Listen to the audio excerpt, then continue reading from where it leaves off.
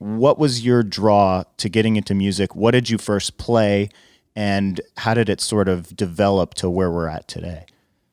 Okay, well, neither of my parents were musicians, and I was the last of 5 children, and sort of big family. And my mum noticed I was very musical, or quite musical, and because she was very passionate about music. I mean, she spent all her time listening to classical music and the radio, and going to listen to any live music that she could.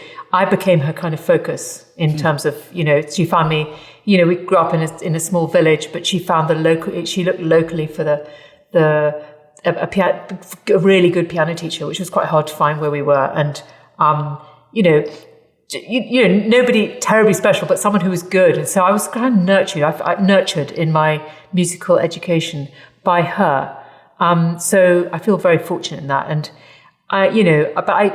so I started learning the piano, and then I took up the violin, and I played the organ from about the age of 12. And then at 15, the really big change for me was when I went to what you in the States call high school. Yeah. So I left the school I was at, which had pretty mediocre musical education, to be honest. And I went to this boys' school, this big boys' school, where they only had very few girls there. And there I was very fortunate. I had incredible sort of injection of fantastic music education that really set me up. So I had those 2 years. And then from that, I was very lucky to be able to get into Oxford University to read music. And that was really my musical education. At what point did you realize that film music was a job, a thing you could go after? Because I know that a lot of aspiring composers have told us about just, when we made Score, the documentary, and even some composers have said, I'm so glad that this is out there for young people to realize that this is a job, because a lot of composers didn't realize that film composing is a job you can go after as a kid.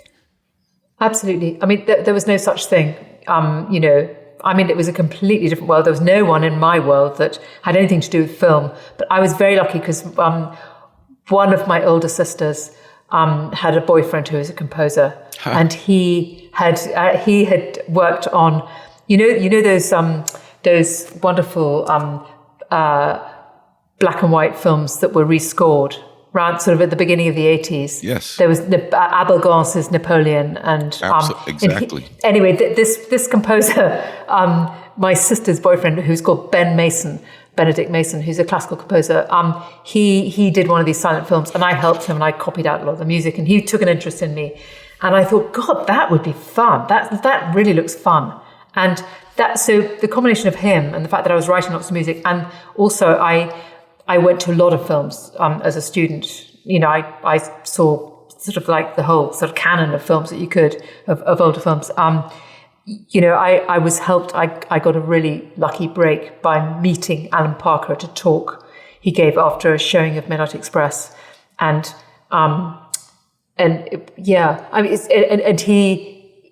he passed on my cassette to David Putnam, who gave me my first job. But before that, I'd actually done a student film made by students. Privileged. Oh yeah, I mean it was yeah. It had Hugh Grant in it. We were all sort of young students, and it was so much fun. I mean, I had joint role on it of crowd casting as well as composer on it. Wow. We all just mucked in and did everything together. Have you run into Hugh Grant in the intervening years and had a chance to tap him on the shoulder and say, I scored Privilege? Well, he did. Absolutely. I mean, we knew each other. Sure. We knew each other. So, yeah, I have run into him.